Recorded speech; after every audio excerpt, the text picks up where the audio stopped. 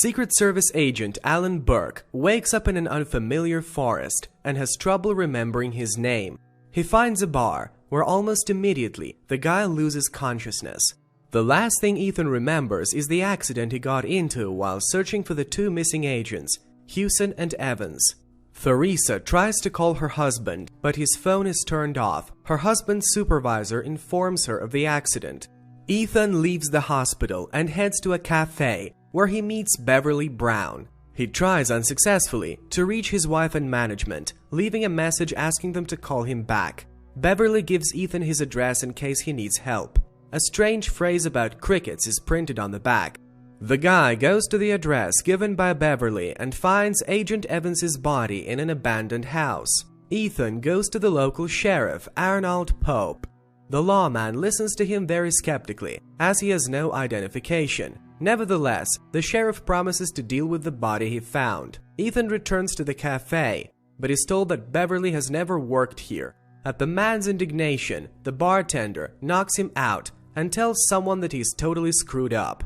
The agent wakes up in the same hospital, this time already tied up. Dr. Jenkins assures him that Ethan is hallucinating. The man is sedated with an injection and Pam takes him to the operating room. Suddenly, Beverly comes to the rescue.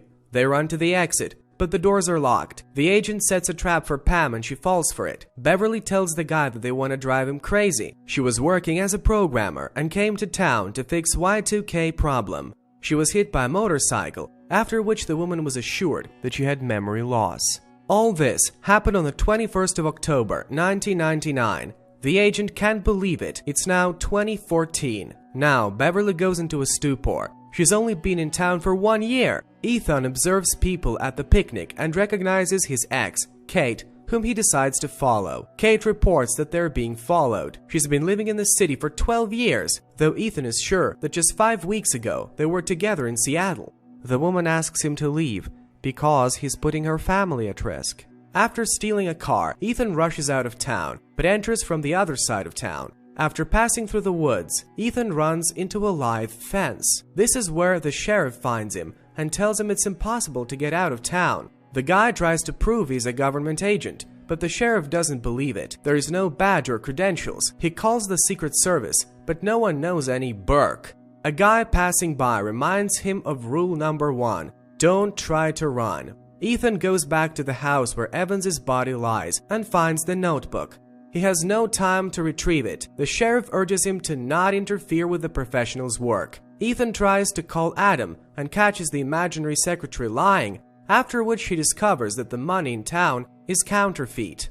After finding out where the ex works, Ethan approaches her and Kate explains to him the rules of the town. No running, no discussing past lives, and you must always pick up the phone when it rings. Ethan rushes to Evans's widow, who claims her husband shot himself right in front of her. The sheriff threatens Ethan with arrest if he doesn't stop poking around, but he still goes to the morgue and searches Evans's clothes and finds a map. In the corridor, he sees a gurney with his wife and son lying on it. The guy chases after them and finds no one. Beverly explains that the map is an escape plan, but first she has to remove the microchip sewn under the skin. The girl tells him that it was the sheriff who eliminated Evans when he found out he was going to escape. Ethan notices that the cameras only respond to the movement of the chip. The couple meets Kate and her husband, and they invite them over for dinner. Ethan examines the map and sees a note about the hidden backpack. He leaves his chip in bed and goes to the location. Beverly doesn't want to go to Kate's house for dinner, but Ethan convinces her to agree so as not to arouse suspicion. During dinner, Beverly blurts out that she has a daughter. Panicking, the woman leaves. Ethan tries to smooth things over and cites an upset stomach, but as soon as they go outside, people start following the couple. Beverly asks the agent to find her daughter if she dies. The fugitives split up. Ethan tries to lead the pursuers away, but Beverly's caught and the sheriff executes her downtown. The sheriff gives a speech about the rules of the town and the residents support him. Ethan is hiding at Kate's house. When she returns from the execution, she gives the boy the microchip he left before he escaped. Ethan finds Beverly's body in the same house where he found Evans and vows to find her daughter. Teresa and Ben follow Ethan's trail to make sense of the man's disappearance. He goes to the Beverly house in the meantime, where he's spotted, but not given away, by the local realtor. Teresa goes to the Secret Service office and on the sly finds out the address of the gas station where her husband last paid at, which is immediately reported to Adam. Teresa learns that her husband was on his way to Wayward Pines. On the way, they're stopped by Sheriff Pope. He tricks them into opening the hood and breaks the car. Ethan hides inside a grocery van and arrives at a certain transition point where he discovers his wife's wrecked car. There, he's found by the sheriff, who knocks the agent out. Waking up in the hospital to a call, the guy learns that his family has been discharged. The nurse advises the man to hurry to the Beverly house, for it is now the home of the Burke family. Ethan is happy to see his wife and son. The realtor greets the new landlord and allegorically warns of constant surveillance. The sheriff threatens Ethan's family by reminding them of the rules. The agent promises to kill Pope if he hurts his family. A phone call cuts short the altercation. Teresa finds a cop in the kitchen trying to intimidate a woman. Kate tells how she met Evans 2 years ago. Ethan is perplexed. It's been 5 weeks since they last met, and Kate claims to have lived in Wayward Pines for 12 years. Ben tells his mother about Kate, and she and her son try to leave town together.